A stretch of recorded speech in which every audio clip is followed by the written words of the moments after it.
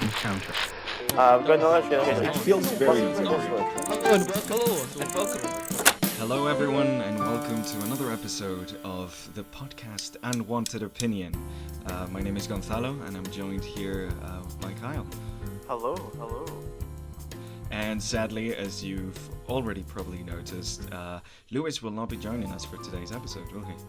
No, he is actually on holiday in your homeland, but obviously Yes. Spain's And bigger he than we hasn't thought. come to say hi. Yeah. Can you believe that? we may forget the geography of certain European countries, and everything's Yeah. much bigger than the UK. But yes, Lewis is on holiday, which I think he's very gutted about because of all the episodes, I think this is the one he would have wanted to have been here for the most. Yes, 100%. He's been talking about how hyped he is for this movie since we learned that it was in production, and everything he's seen about it, he's been even more and more hyped. Today we will be talking about what movie, Kyle? We're going to be talking about Mission Impossible Dead Reckoning Part 1. Yes. So we are back. We did our Mission Impossible series last week, where obviously you and Lewis, I would say, were more favourable to these films than I was. Yes, we are. Has this film changed my mind? We may find out. Okay, so yes, Dead Reckoning Part 1 is the 7th installment in the long-running now Mission Impossible franchise, helmed once again by Christopher McQuarrie, starring obviously Tom Cruise, Vin Rames, Simon Pegg, Rebecca Ferguson, Vanessa Kirby from the last one as well. And joining this time, we have Hayley Atwell, I can't pronounce her second name, Mantis, Paul Kilmorrow or something, and Henry Crenzy, as well as a very Spanish name that I cannot pronounce. Morales? Isaí Morales. Thank you. That's why we have you here. Just exclusively for the Spanish. Exclusively for the Spanish film. Yes. I'm going to give a brief synopsis, and then we're going to talk about non-spoilers. Yeah. We'll give our rankings, and then we will talk spoilers. Now, I don't know if we're going to be able to. We may be able to edit in a wee segment of Lewis's opinion for the film. Yes, I'm sure going to try. I'm can, still waiting for the .mp3 file so I can actually do it. If not, I'll give a wee brief thing. But anyway, yes. Overall, so what he thinks. Yes. I'm going to give a very brief synopsis because I don't want to give too much away in non-spoilers. See, the thing is, for this movie specifically, like, the trailers don't even give away who the antagonist is, and that is fantastic. I absolutely adored that, not knowing what the actual objective of the film was at all. And I'm going to keep it that way for the non-spoiler, if that's all right. I think so. I think we should, honestly. So the brief synopsis is once again Tom Cruise's Ethan Hunt is given a mission by the IMF in Impossible Mission Force. Mission Force. Yep. Yes. Which they do highlight again that is what that stands for. Which is great because I like the fact that I only discovered this last Sunday. But anyway, yes, Ethan Hunt is brought back into the field to go and find two pieces of a mysterious key, one of which has been entrusted to Isla Frust, the disavowed MI6 agent who's been allied with Hunt's team during the last two films. Yes, we've seen her in the last two previous ones. Yeah, and he's out to find her and get these two halves of this mysterious key, and he is out to discover what it unlocks. Okay, and that's all I'm going to give for the synopsis. That's perfect synopsis. I wouldn't want to give that's really also, like you said, all away. we've seen from these trailers. It really is. We haven't the trailers for this movie, at least the ones I saw before the movie, because I have heard Lewis tell us that there was a recent trailer that came out that gives everything away. Yeah, the out in cinemas now trailer apparently he says gives certain shots of the film away. And that's kind of annoying because the thing that I really loved about trailers, and I think this is what a good trailer does, is it gives you the feeling for what the movie is going to feel like watching, and that's pretty much it. Not even they don't even need to tell you the setup of what the story's going to be like. They just need to carry that mood of hey, this is what it's going to feel like watching the movie, you know? And I think the trailers for this movie did that perfectly. Yeah. So exactly, and I think we'll go on and kind of talk a wee bit about what we kind of felt about this film. Yes. How about you go first, Gonzalo, since I was kind of leading the charge? Okay, so without giving too much away, this movie was really, really good. It was very enjoying to watch. I wasn't surprised, honestly, given the quality of the previous two movies and how similar the actual cast and crew and everyone from the director's chair to like the the production and stuff were very much the same people that did the last two. And it felt amazing. I also really appreciated the fact that I was given notice prior to watching the film that it was a part one. That's always nice. It's happened twice to Not me a before, June scenario where the movie ends anymore. and I'm like, wait, what? Yeah. So that was pretty nice. The fact that they were like they knew in this movie was good enough to stand on its own despite the whole marketing it as a part one, which could put a lot of people off. I love the stunts. I love the fight choreography. I love the filmmaking in this movie in general. It's freaking gorgeous. This film explores the characters even more than we have before. It introduces some stuff from some of the characters' past that we didn't know about. Yeah, we did. Plays a lot with the idea of beginnings, which is really interesting for like the last movie in a franchise. I think the first part of the last movie in a franchise. Think there's going to be a kind of almost a cycle of life vibe with the next one. Yeah. I mean, we'll get more into so too, yeah. particularly who we think in spoilers.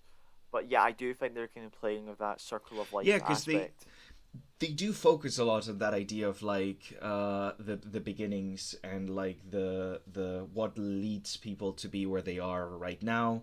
The whole idea of the past catching up to you, which has always been interesting.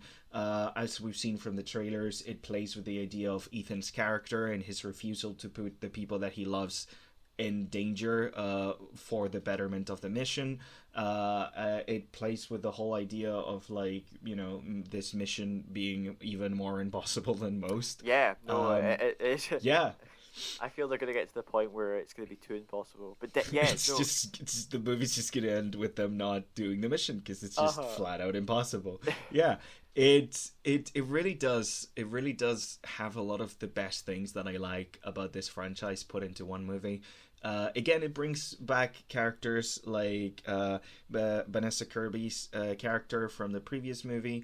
Alana Mistopheles, the White Widow, who is the arms dealer and broker. She's the daughter of Max from the first movie. We also see the Henry Cerny, I think it's Cerny. Henry Cerny return as like he was a very memorable character in the first movie, as he's the agent that confronts Ethan in that scene in the restaurant with the water, where he's like, "Oh, you're actually, we think you're the mole, and you're under investigation," kind of thing. So they even bring characters back from the first movie here, who's it really really does feel. Yeah, he's the director of the IMF now after Alec Baldwin's character. Yeah, exactly. After he passed away, in Fallout.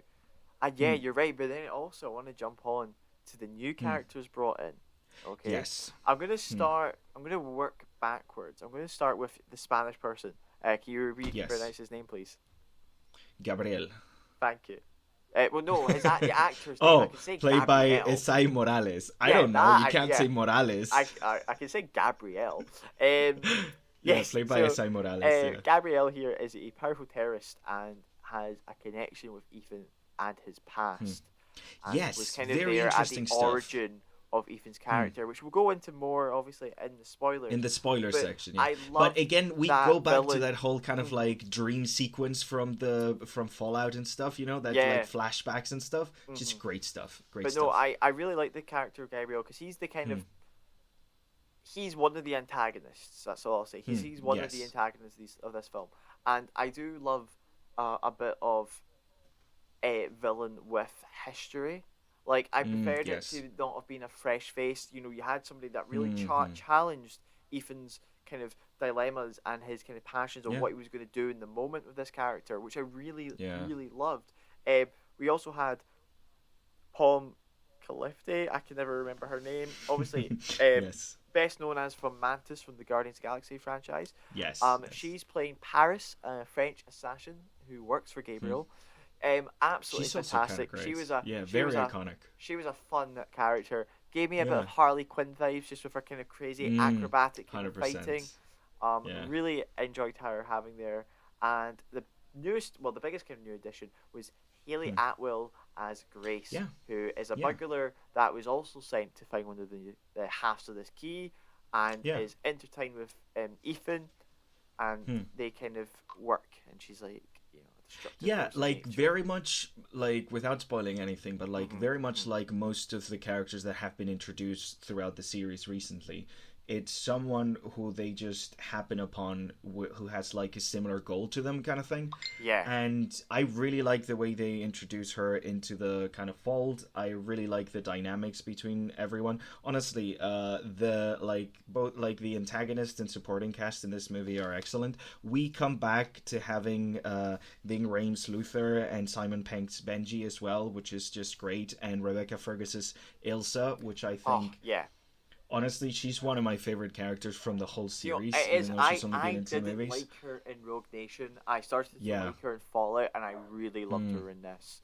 And I mean, I think, look, talking about all the kind of characters, I do think Tom Cruise is giving his best performance as Ethan Hunt in this film. Obviously, I haven't seen 2 and 3, but from what I gathered from last week, that may have not been his best performance as Ethan Hunt.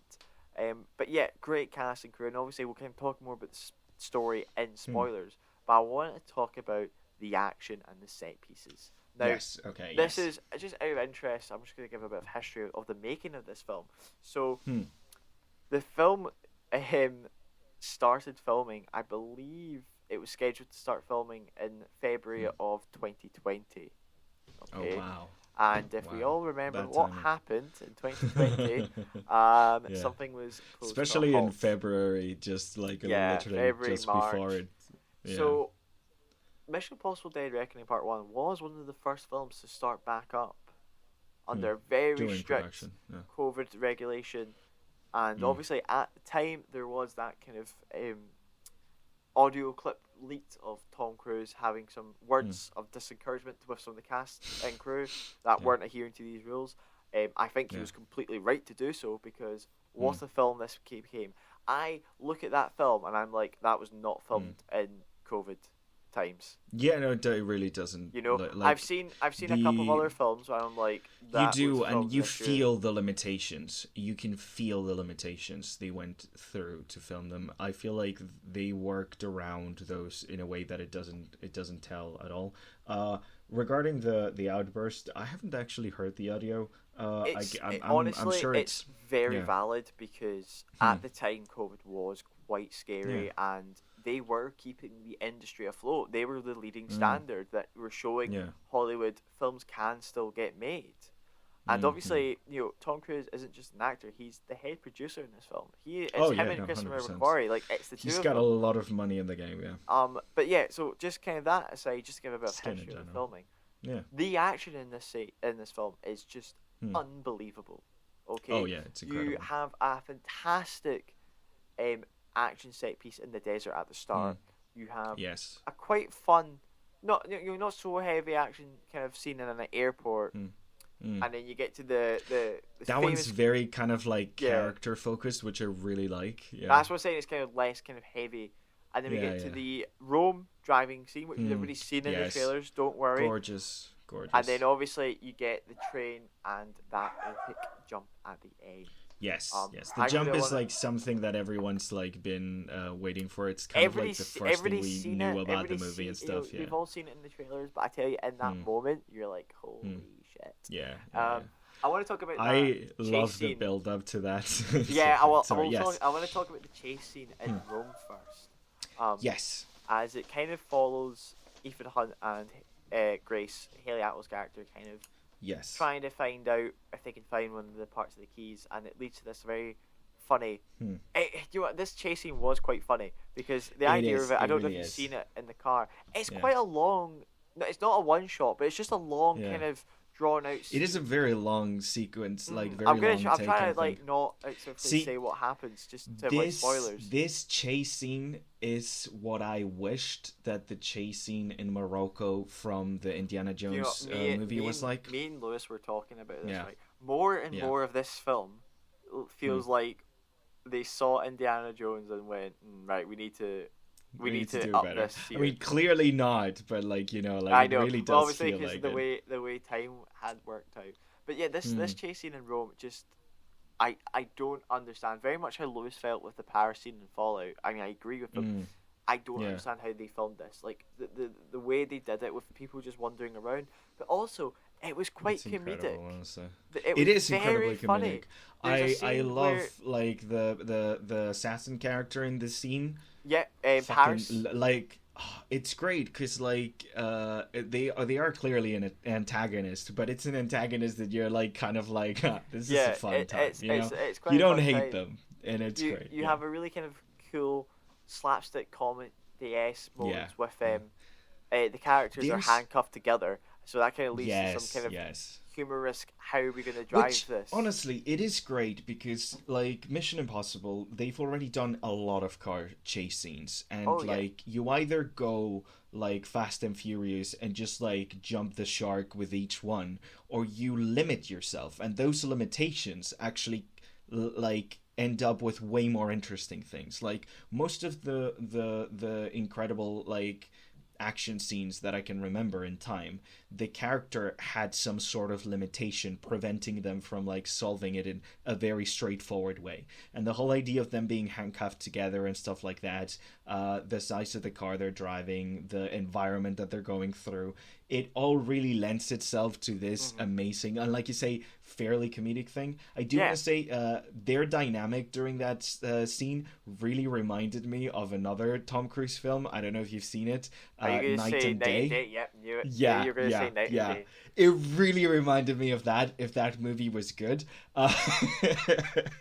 It was really fun. It was really fun. They kind of like the two competent people, but one slightly more competent in certain aspects than the other, being chained together, really did lead to a very fun comedic kind of like thing. And like you say, great. I want to briefly touch on the final action set piece. With the train, which I know I imagine you've seen the video. Better set piece than the train. To send this video around, by the way. You'll probably share it on everybody's socials of them. Yeah. They made that train. They were like, we're gonna wreck a train. We're gonna make our own train. And I mean, as I came out of the cinema and I messaged Lewis, and I was like, Uncharted can get to fuck. Like they cannot make a train scene. I watched the movie with my brother, and during that train scene, he was like, "Hey, this is like Uncharted 2, but good." And I was like, exactly. It's like spoilers, but there's that the train does hang at certain points, but So there is something that really does remind you of that Uncharted 2 scene, and it's fantastic. Honestly, I wish these people were in charge of the Uncharted movies. Oh god, I mean, how amazing would that be? This entire time of the film, it's always nice to know when you're watching it that you're not questioning when it's the actor or when it's the stuntman. Like, this entire time, I'm like, that's Cruise. That's There's so many moments in these movies where, like in recent movies, where you're like, oh, is that really real? Or like it takes you out of the movie a little bit when you see certain things, certain physics, certain stuff.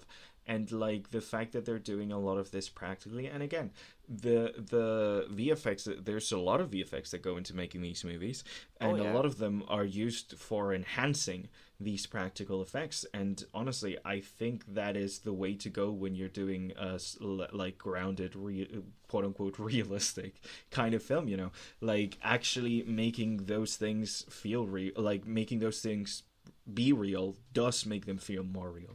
We've seen this with a lot of Tom Cruise movies recently. Actually, it was just absolutely beautiful. Yeah, every aspect of it, and I think without the story spoiling was core it as well, which is beautiful, especially the characters. Yeah, without spoiling it, what do you think about the main antagonistic force of the movie? I absolutely loved it, and I'm going to Yeah. kind of explain why more. We'll in talk more spoiler, about it, because it's yeah. really hard, and I'm not even going to say anything because I think what I was about to say was even a mildly bit spoiler. Yeah. Yeah. What about you? Keeping it very, Yeah, very vague. I was surprised. I was surprised Same, because same. I don't think it's an easy topic to handle. Just not because it's like something that's like very controversial or anything, but like something that can very easily become ridiculous and silly. Yes. And I We- think well, they I managed want- to. yeah. Yeah, I'm they gonna managed talk about that. to make it feel very grounded and very good, and I liked it. I really did. I was surprised by it because as soon as it appeared, I was like, "Huh, There's that is a weird choice for Yeah. theming." But then it just kept going, and I was like, "No, it works. It fucking works." There's a very good We'll point talk you more make about it. Yeah. the antagonist not being cheesy, which is funny because I'm Yeah. pointing I'm pointing to my girlfriend this week. So, Yeah. so when I explained the film to her, suggested it was something else, and I was like, no, but Yeah. better. And that'll Yeah. make sense in a few minutes. So Oh, Kyle, yeah, it will. before we jump into Yes. spoilers, give me your Yes. ranking for Mission Impossible: Okay. Dead Reckoning Part 1. 9 out of 10, man. This movie was fantastic. I'm not giving it a 10 out of 10 yet, because like you with Spider-Verse, I want to see how this goes. I want to see, because it is a part 1. So, but yeah, it's pretty much a 10 out of 10 movie. If you're wanting to watch something and you want to make sure it's good, go watch this movie. It's fucking great. Everyone that worked on it put so much fucking effort. Like, it's obvious from the very first shot. You have such beautiful cinematography, such great action scenes, such great acting, such just amazing work from everyone in this production, and it's honestly refreshing and fantastic to see. So yeah, no, 10 out of 10. Great Beautiful. movie. So yeah, when I went to see this, like I said, I wasn't the best for the Mission Impossible franchise last week, but Yeah. I really was like, right, I'm going to go into the mindset. I finished a long day at work. I was like, right, I'm going to go in. I'm just going to like switch off my brain and just watch this, Yeah. And my God, I feel like I want to rewatch the Mission Impossible and franchise and just Yeah. have that same mindset because I'm the same as you. Yeah. 9 out of 10. It could be a 10 out of 10 if the sequel is as good as this one, which obviously with the Which casting it probably crew, will. Yeah. behind it probably will. It Everything has about to is be. amazing. Look at how amazing these people are. Well, They're so I say good. right now we'll cut Lewis in, and if Lewis did come up there, because if Yes. he didn't, that's gonna be awkward. But if not, That is I want to gonna be just awkward. reinforce that Lewis also gave it a 9 out of 10. Yeah. Okay, Lewis and loved this obviously movie. you heard that, but in case you didn't, Lewis gave it a 9 out of 10. Lewis loved Okay, this movie. right. He actually watched it way before both of us did. The man and was crazy. He was he going had on such a good holiday time. once again to Spain Yeah. and was like, Yeah. I'm He raging. watched it I'm with not gonna his see with this his until I get girlfriend as back." well, right? Yes, Madeline went and Did saw she this as like well. it, by the way? Yeah. Do we Lewis know her said to me, thoughts? Yeah. yes. So Lewis texted me and said it is her favorite Mission Impossible film. Now Oh, wow. I know Okay, yeah. Lewis says it's fighting. Lewis for still number thinks 2. Fallout. Yes, Yeah. Lewis he was still at has the Fallout time. above it. He Yeah. is going to go see it again, and at the time, I mean, I may be wrong now, but he said at the time it was fighting for his second spot. It is probably, I would say, my favorite, just because it's also the first one I've seen in cinemas since Ghost Protocol. That's 2011. True. It is. I will say it is one of those movies that it's worth watching in the cinema. I know, like it's hard for a lot of people. A lot of people wait for it to go on streaming and then watch it in the comfort of their own home. It is almost 3 hours. Lewis, it is a lot. Yeah, you will have Lewis to hold in your saw, pee in that second Lewis half. saw an IMAX at the midnight Oh, God. showing, and then got on a flight to Spain a few hours later. So the man I was gonna say dedicated... he definitely didn't watch it in Spain because there is no way they will put like an English movie on IMAX. Because like I have to watch things in a thing called Bosse, which is like voice English, subtitle Spanish kind of thing, and it's annoying because they always get the smallest kind of thing in the theater. It's never an IMAX. There's never a 3D option or anything like that. So I always have to watch it in the little big screen.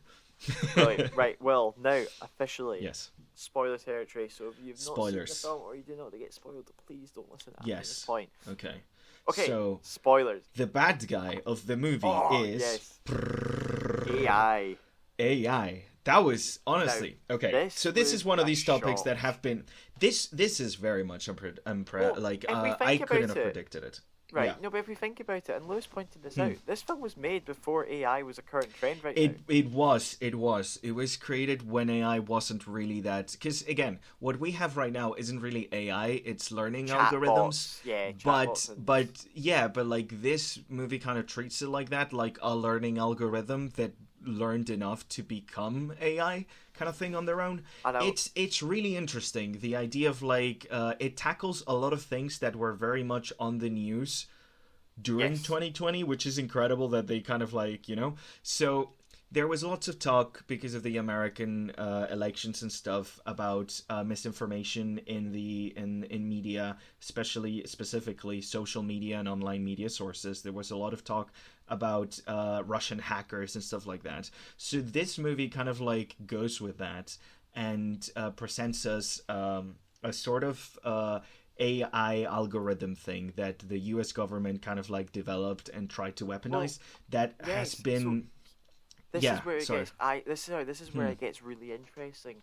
So we're introduced to this AI in the first scene of the film, where we're on this Russian submarine. Great fucking scene, by the way. Which 10 plays out a of part 10 in tension. it. And this is where we get into the key. So in this Russian submarine, which is testing out a stealth capability software. Yes, completely nothing to do with the AI. This is what I love. Yeah. So nothing to do with the AI. This Russian admiral or general, they both have half a key that, like a nuclear bomb, connect together and open the hatch to where the computer hardware for this the actual like stealth, this stealth part system of the ship is. Yes. And they close it off. And then what happens is, and this is what I was saying to Lewis, which is one of the things I loved about this villain, was it produced a fake enemy and made them shoot at themselves, basically. Shoot themselves because they thought they were shooting what we learn what we learn later on in this film is at this moment there wasn't an AI. There was an algorithmic system that the Americans were trying out. So they had this stealth ship, and they sent this quote-unquote AI, this algorithm, to fuck with this submarine and see what the capabilities are. The algorithm is designed to jump into enemy hardware, destroy the hardware, destroy itself without leaving a trace. But they did it on this submarine that happened to be dealing with this highly advanced stealth system, and it merged and created it. So it wasn't like a system where they were making this AI. No, it just happens basically. Yeah, and the whole MacGuffin of the movie, which I think is brilliant, because again, this movie, and we'll go deeper into it, but this movie talks a lot about beginnings and the things that spark you into becoming the person who you are now, into going down certain roads. The MacGuffin of this movie is the thing that sparked this AI into becoming an AI. This thing into becoming the entity, as they call it. They are looking for the birthplace of the entity in a movie that's all about birthplaces. Like, this is the moment where the entity was reborn. There's also a lot of talk of like the antagonist being a zealot, like a religious zealot kind of thing. It's really interesting for me how they kind of play with that kind of religious idea of rebirth in this movie a lot as well. It's really good. It's I fantastic. Love the idea it's got so many layers. The birth, because I can't remember exactly what the Russian submarine was called, but that's the birth of this entity. The Sebastopol, The Sebastopol, thank you. And like you said, everybody, the threat isn't that this AI is going to destroy the world right now. The threat is who's going to get the AI or the entity. Yes. And the entity is working with Gabriel and Paris. And it's kind of predicting the events of the film, because the entity wants itself to be in safe hands. The entity just doesn't want anybody else getting to it. It doesn't want anyone to control it or destroy it. It just wants to continue. And it's doing everything it can to, because it's not even like evil. It's just self-preservation at this point. It knows who the people more likely to destroy it are and why, and it's trying to prevent that from happening. And this is what I'm saying. So I loved it, especially the early days where it was planning to destroy the thing. I got a mild bit of War Games vibes from it, like game of computers, and I War Games is like up there for me. I love that film. And then, but as I was explaining it to my girlfriend Hannah, and I was about the AI and the entity, she was like, "Oh, well, like Vision," and I went, "No, better, because it doesn't have."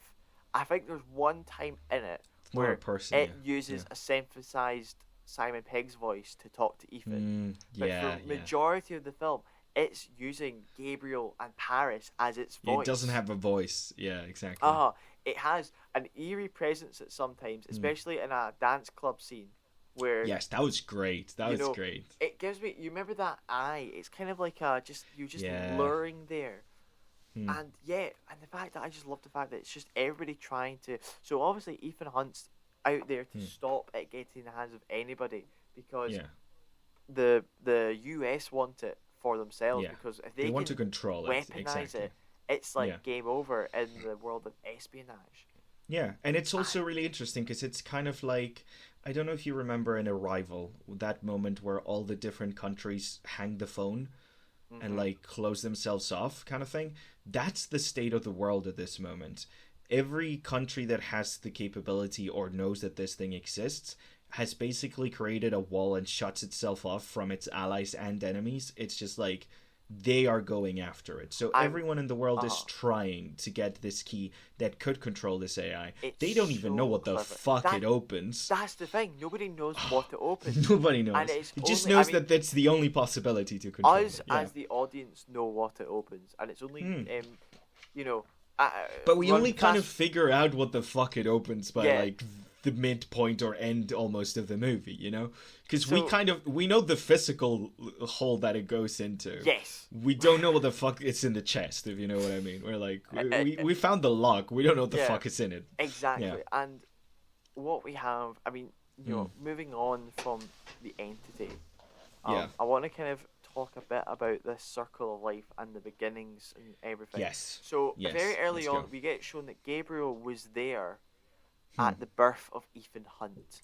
Now, Ethan Hunt whatever thing happened that made him get arrested, that led him to that choice of joining the IMF. That Gabriel murdered somebody close to Ethan, that Ethan was then framed for the murder, and because Ethan had a certain particular set of skills, was contacted by the IMF to serve out his prison and given sentence. the choice. Yeah, exactly. And will you I want to choose say to accept it?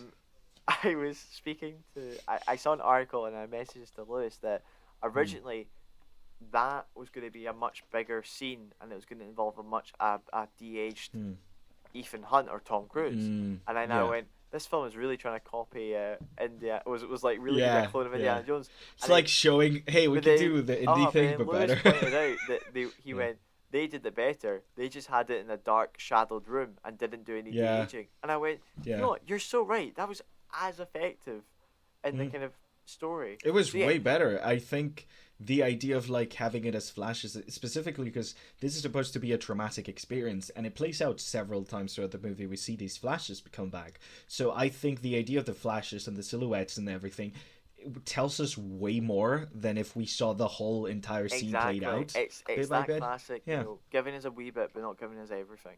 Yeah. It's better. Your imagination fills in the gaps. And I'm sure they'll revisit this moment in the later film. But I think for this film specifically, it worked perfectly. And we didn't really need any more. Yeah. And I want to jump on to, especially this idea of, Grace, Hayley Atwell's character. Where we see her basically at the end of this film get given that choice. She joins the IMF for their final mission, which is kind of it's the train sequence where that's where the two parts of the key are going to be. That's where the final part of the film's going to be, and she decides to join them.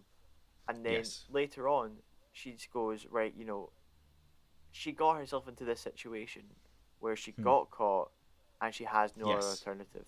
She's having this moment of realization that she tries to kind of get herself out of it by when she's pretending to be the White Widow, making a deal with the head of the IMF, who's on the train as well.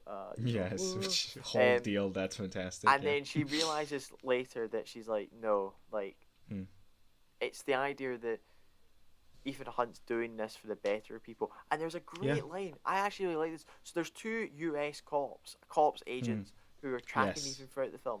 And one of them, which I am sure that, I'm sure that the older one has something to do with Ethan's first arrest as well. I have a suspicion. Well, I have a suspicion that he was involved in arresting him at that moment. Yeah, I think they're going to be in 8 as well. Because he clearly knows Ethan, not intimately, but knows about him and does not like him. Yes. Like, he has something, he has a grudge against Ethan. But then you have the younger one who's sitting there going, like, maybe he's going rogue for a reason. Yes. You know, he's thinking, right, well, maybe what he's doing, because obviously nobody knows what anything is happening. Like, nobody knows what the entity, nobody knows, well, not nobody. Not ever, but not only the higher level people know anything about the entity existing. And the whole Grace kind of joining them is given because obviously the other members of the IMF have a brief kind of moment where they go, you know, we didn't want to be in this life. We chose to be in this life, and now it is. Yeah, we weren't forced to be. Exactly. Like we all chose this. None of us are here because by force. We all want to be here, kind of thing. And it's honestly really interesting how the IMF and like the idea of why they're actually like the good guys, despite again being like a government agency and stuff like that. Yeah. The way it presents itself, it's really interesting. There's a talk when they're talking to the head of the Secret Services and stuff in that meeting. There's a really interesting thing where like he's like, what do you mean they can choose to do their things? If you're given orders, you just follow the orders and stuff. And it's like exactly the idea that the agents being able to choose or not their mission, saying yes or no to doing a mission, means that they are like, if they don't think it's a good thing, they're not going to do it, which kind of lends this credence to these very capable people can like hold themselves up to moral standards despite working for like these like huge governments and stuff. You know, this is also emphasized at the start of the film, where when we first see Ethan Hunt, he's been given the package, but it's by a brand new carrier because this carrier is young and he's like maybe not doing it right. And then goes, welcome to the IMF. Welcome to the IMF. You made the right choice, or you made the decision. Choice. So that you made the right choice. Yeah. And this is where I think we're going to lead into part 2. Is that I think we're going to see. I'm not suggesting it's going to be a turn of the baton, a passing of the baton. No. But I think it's going to be more of a Dark Knight Rises. It's hinted and it's in the story, but we may not be following it. It's going to allow the possibility of someone else telling more stories with the IMF, but it's not going to lead to more stories with the IMF. Depending if it makes like $2 billion, then they'll be like, oh. No, I know, but like, I mean, like, I think they're gonna leave it off in a point where, like, if you wanted to make sequels and like keep going and stuff, you could, but like, it's not going to be the end isn't going to be, oh, we'll see you next time, you know. I don't think they're gonna be dumb enough to be like, oh well, now this character is the new Ethan, have fun, because they already dodged that bullet back in Ghost Protocol, you know. Yeah, and I mean, I think what we'll do, we'll quickly talk about the biggest twist / shock of this film. Isla dies. Twice, but the second time, definitely. Yes, the first time, it's very clear she's not dead. It hints at her being dead, but it's also very clear she's not dead. Yeah, because like we just see her laying there and it cuts off, and you're like, wait, did they? No, they probably didn't. And I thought it was going to be, when I first saw that, I was like, she's not dead. But I genuinely believed Ethan thought she was dead. Yes, that's what I kind of thought. That's the thing. I thought it might have been a she killed herself to hide kind of thing. Also, I do want to highlight that scene in the desert. It's incredible that they managed to choreograph an entire fight scene with people dressed incredibly similarly, and you still know who is who and what is what, even when their entire like faces are completely covered up. I'm just saying, like, whoever choreographed that, like, the editing and that, like, oh my god, guys, we know exactly who is who. even though Ethan doesn't take his fucking like thing, like the stuff that his scarves on his face and stuff, doesn't take that off until like the very, very end of the scene, and you still know who he is and who the bad guys are and who like the bounty hunters that were after her that we saw in like one photograph. Like you could still get who each one of the characters are. I think that is like both great costume department to make these like very similar colored robes and stuff look very distinct shape wise for each one of them, and like just great job cinematography and the freaking camera work for that. Like I gotta give kudos to that one impressed me, honestly. Yeah, I mean, like I said, all of the stunts and that last train sequence was incredible. The jump so good. off of the kind of train was absolutely incredible. Everything was just so good. And I absolutely I loved every moment of this film, and I really do want to go back and rewatch it. What do you think? So just before we wrap up this review, the sequel. What do you think is going to happen with the entity? Because as we leave it, Ethan Hunt has the key, and he's going to go after it. He knows of the submarine's existence, and that's it. Yeah.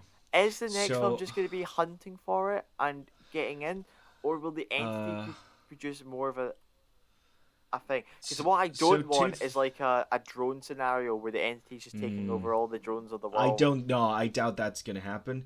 If we see the entity take over anything, it's not going to be like a Ultron thing where they just throw bodies at it. Yes, This movie's better than that. The heroes don't punch their way through problems, so that's not going to be the finale, I very much hope.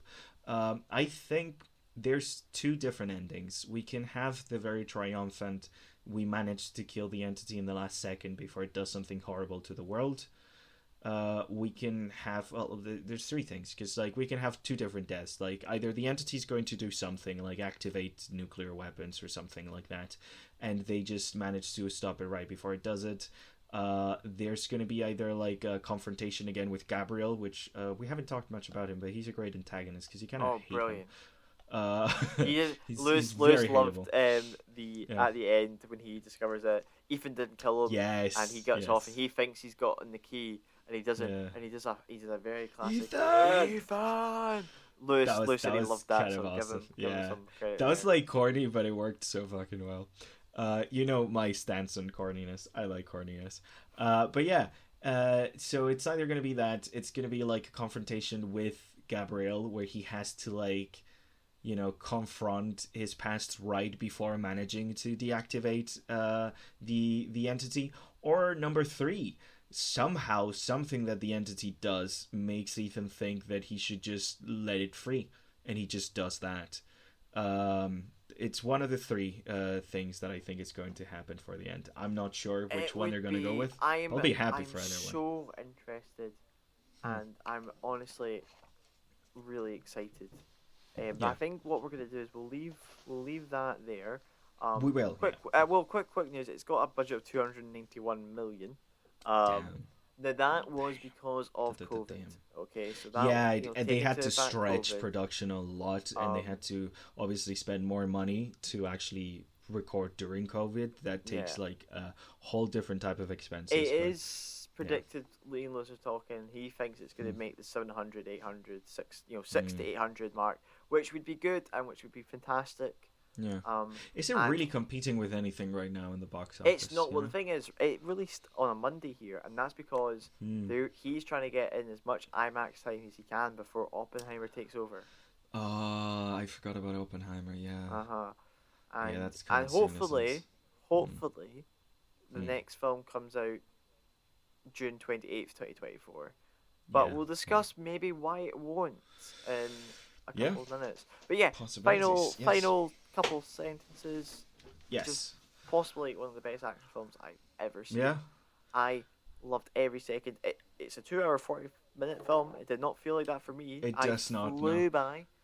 It's the kind of thing where when the end is happening, it both feels like a really good ending, but it also feels like, oh shit, I want to watch more. How come don't end here? What's gonna happen next? You know, it's not exactly a cliffhanger, and it's not exactly a self-resolution thing. It was perfect, honestly. Yeah. Every part of it was a joy to watch, and I'm just so much. I'm gonna probably honestly watch them all again. Yeah. And I want to just have a rewatch this one really bad. appreciation for the film.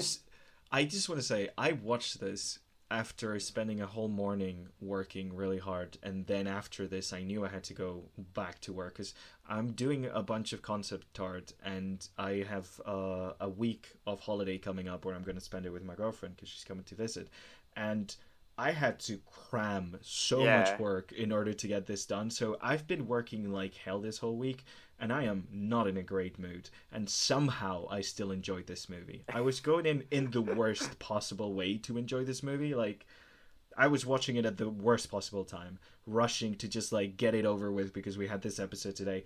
I enjoyed the hell out of this movie. I can only imagine what it's going to feel like when I actually watch it, knowing that I have no other responsibilities. Yeah. Oh man. Yeah. It was great. It was great. Mission Impossible Dead Reckoning Part 1. Please go and see it. Just give it money. and have a good time. But yeah, so that ends our review on that segment. But what we decided, suddenly, very last minute, before we jumped on to record, is that we're going to talk about briefly a topic that has just hit the news, and something that will affect cinema for hopefully not too long. But as we all know, at least. Yes. Yeah. So as we all know, Gonzalo, in the recent months, the Writers Guild of America has gone on strike. Has been a strike. Yes. This is the first one since I think it was about 2009, 2008, when the last strike was, which led to some abysmal television movie scripts. Deadpool, X-Men Origins Wolverine. Hint. And some terrible TV shows, and a lot of money. Being lost from Hollywood. And another one has happened, and it's still going on. Pay your writers, please. They don't seem to be taking it seriously as I feel like this should be taken. Like a writer strikes at this point, you know. Perfect segue, Gonzalo, because now they should. Because now the Screen Actors Guild has announced they will go on strike, marking the start of the largest shutdown Hollywood has seen in over 40 years. Yes, we're having a writer strike that is still ongoing, that has been going for over a month at this point, and now we're starting an actor strike. So, now, I will emphasize that the strike isn't just for, we're talking 160,000 performers. Yes. Okay? This isn't just your A-listers, this is everybody. No, this is everyone that's part of the union, every form of film, TV production ever. And there was from kind of TV to. And I'm wondering people may because be there's still asking things here, in production right now. Well, that's the thing. They're going to so stop. many things in production. What can't happen once the kind of strike begins, which is, I think it's now or midnight. I can't remember. It's confusing because we're getting news from America as well as the UK. Yeah, because that's the thing. We're getting like this is internationally. I saw the news that it very recently just started, but I don't know if that's this is interesting. Or so not. Right now, as of time recording, the Oppenheimer UK premiere was happening, and after the red carpet, all the actors went home because the strike had commenced. So here's what's not allowed to happen: the actors will not allowed to film any movie or TV productions, take part in any press junkets or film premieres, and then promote anything at the moment San Diego Comic Con, which isn't as bad because there's not that many things going at Comic Con. That's true. And this is insane. So it is. If this film keeps on going, we're going to have a lot of films that are coming out in the future. The big hitter ones I'm thinking are kind of your June 2, with very little to no marketing of them going on. It's just going to be trailers and that's it. There's not going to be any tours. There's not going to be any press tours. We're not going to have premieres. The actors sitting down. No premieres.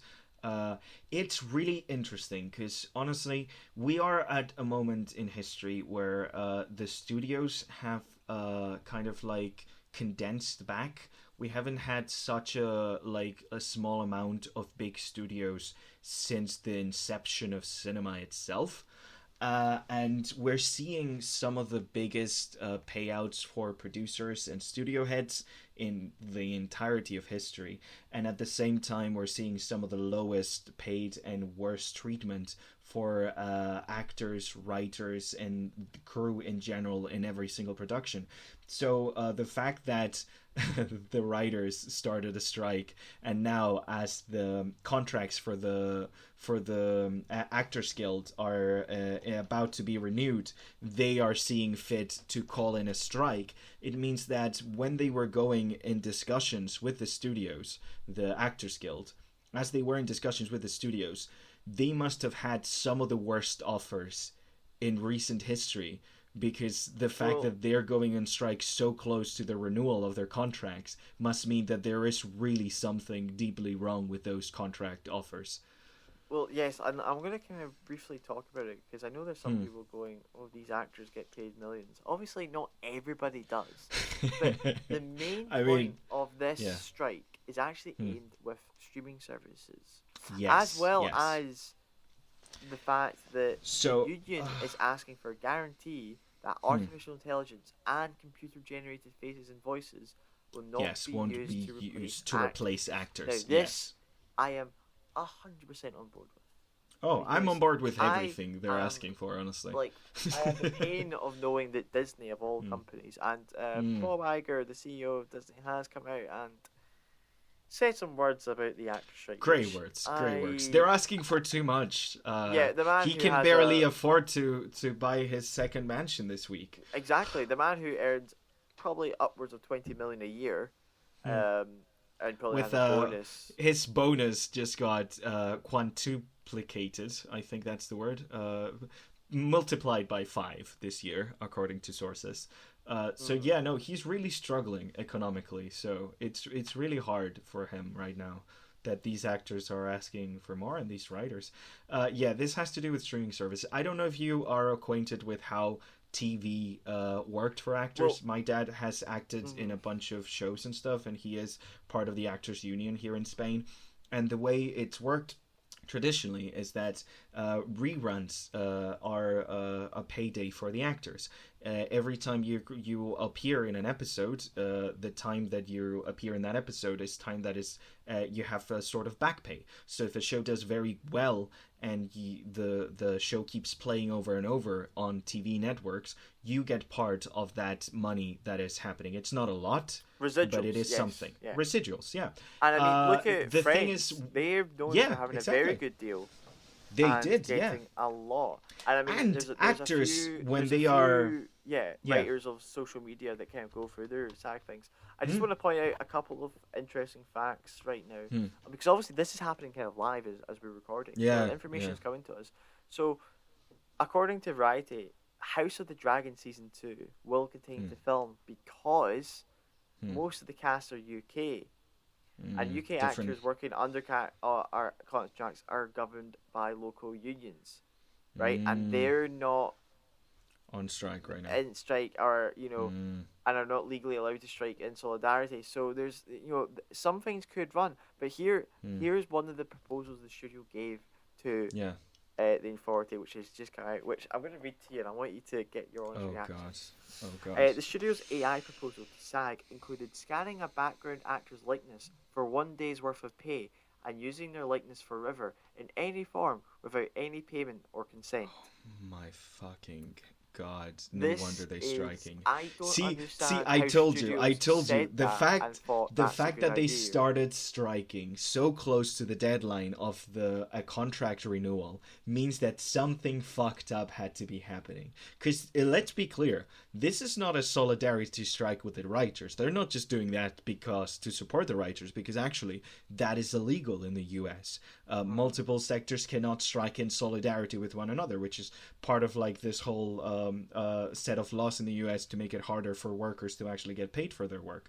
I remind everyone that the biggest amount of money that is stolen in the world every year is wage theft. It's due to workers not getting the amount that they were promised to get paid. So this is 100% something that they just started because of this contract renewal, and I am not surprised that they would set a strike with contract stipulations such as that. That is absolutely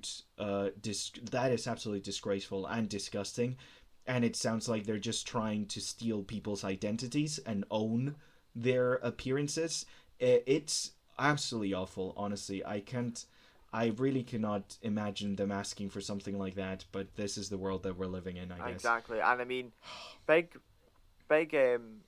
productions like Deadpool 3, which is currently filming, because we saw footage, or I say footage, photos that needs to stop. Of Wolverine, and I mean, it was already on rocky ice because Ryan Reynolds was a writer on Deadpool, and he wasn't actually able to make any adjustments to his life during it, exactly, because that would breach the rights. The rights, of course, because the writers were striking at that time, and I'm this is honestly just this is honestly just one of the most ridiculous things I've ever heard, and this is a historic moment, honestly, because hopefully, because every day this goes on, films will be pushed back weeks. Yes. This is costing millions. The fact that this was even announced right now is costing millions. Every single day that goes by, this is going to cost the studios money. This is the reason strikes happen, because they're refusing to work in order to demand better treatment. There is the kind of like, there happens in the mainstream. You're gonna probably see a lot of studio heads right now tweeting about how actors are asking too much, how this is unfair, how this is gonna hurt how this is gonna hurt the fans, how like the fans have been waiting to see these movies and now they're being pushed back. Please, if you're listening to this, don't listen to any of that bullshit. They're just trying to get popular opinion against the actors and the Writers Guild in order to shame them into compliance. The studios can very easily agree to any single demand that the actors are asking for, same as the writers. They're really, like, if you've read their demands, they're really not asking for anything that is like outrageous. They just want minimum pay, and they just want royalties for streaming services, because like I said, royalties were a thing that both writers and actors got for their TV appearances.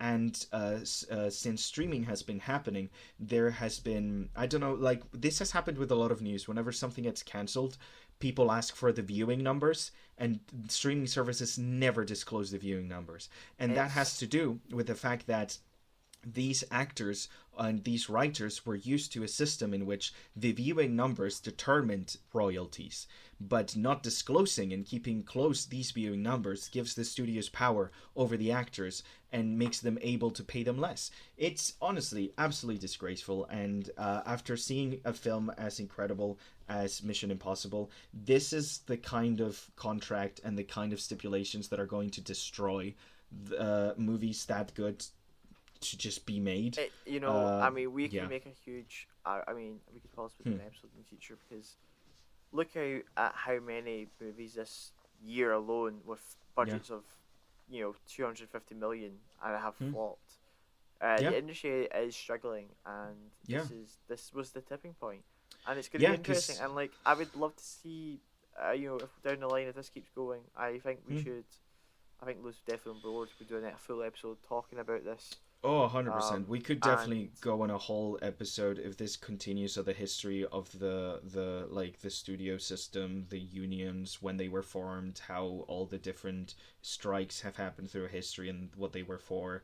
It's really interesting stuff, honestly. It is way more like, I guess, sociology than what we usually do, which is more, talking about art and stuff. Just while we're on the topic of residuals here, Gonzalo. Yeah. And this is the last thing we'll touch on, which I have a huge issue with, is streaming services, primarily Disney, I've seen being the kind of main victim here to this, removing streaming original content so that there's no residuals. Now, the biggest culprit is that Willow sequel show. Yes. Which was released in November and is no longer there. It got completely removed. Physical platforms whatsoever, and I mean, right, in fairness, it may have not been the most popular show, but you can't deny that a whole studio worked on that and made it. A whole bunch of people created something, and you are erasing it from the face of the earth for money. It's not even. There's no. This is not a physical point media. of stopping distribution. You are this is a point promoting of piracy. deleting it. Yeah, you are promoting you're promoting piracy. I've always been a big advocate of piracy, and well, honestly, I keep getting more and more arguments as time goes by for it. Honestly, it's shocking. I want to watch the Justice League original cartoon. I went to HBO. I went to their DC catalog, and I realized that nothing is available when it comes to DC animation, and my only recourse is to try to find a pirated copy because they keep deleting stuff. We've seen that with Netflix with the second season of what I think was a great show, which was the God damn it, what's it called? The one with the secret society thing. I forgot the name. Oh, not Loki. That one. No, the good one with the animated one with the protagonist Rayleigh and her dad and stuff, and there's a secret stuff. I can't remember. But this annoys me Cognito Inc. or something like that. But this whole show, basically, they finished the entire production. They have the first part of season 2. They were going to release it, and they just destroyed it because it cut them down on taxes. That is a tax write-off. Everything they spent on producing that became a tax write-off as soon as they deleted it. And that's what we're seeing. Preventing all these residuals, preventing all cutting them down on taxes. They've just been making bad decision after bad decision, and we, the consumers, and the people actually working on these films, the people that actually put effort and work to make these productions, these series, these films actually exist, we are the ones who are being hurt for it because they just don't know how to gamble. Yeah, it's great. Honestly, great stuff. It's absolute terrible way. We should really push for more capitalism. I think it's going great. I am particularly quite annoyed at the whole. Understandably, taking stuff off because between the mergers and that I always save, and I'm like, I'm going to want to watch this. Yeah, and then boom, nothing. Yeah.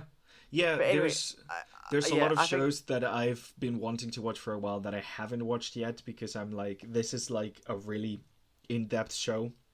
I want to say for later. I think I'm going to have to binge watch everything to make sure that I watch it before they take it off. Like things like his Dark Materials, I've been holding back on that. I read all the books. I've wanted to see the show, but I know it's quite of a dark thing. It's currently on BBC, and BBC aren't. They'll hold. So if you need something, VPN it. Yeah, but because here we have it on HBO, which I'm gonna wrap up there because I think we could have a whole episode. We could do a whole episode. Bob Iger did point out some stuff about he's maybe not entirely happy with the Marvel Star Wars content.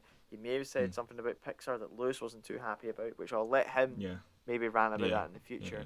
But anyway, so that's our brief discussion on. That's our unwanted opinion for this episode. That is a huge unwanted opinion. Very unwanted opinion. About, nobody asked. Dead Reckoning Part 1. Yeah. Mission Impossible Dead Reckoning Part 1. Go support that because it might be one of the good films that you'll see in a long time. Yes. And then obviously the recent news about the Actors Guild and the Writers Guild. Yeah. Basically, pay your writers and don't AI your actors. Yeah. Okay? Just do that for us, please. If you're going to use AI, use it for fun, and that's it.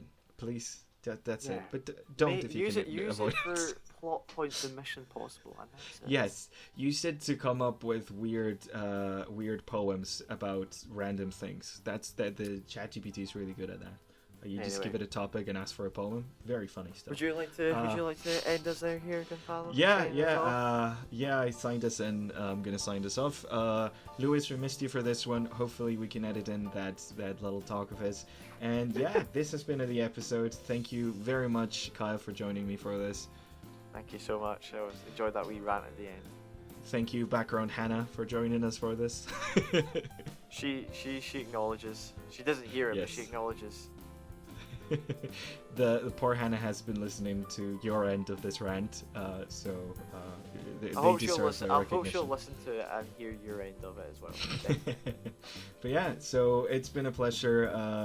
We'll see you all next week, and this has been our Unwanted Opinion.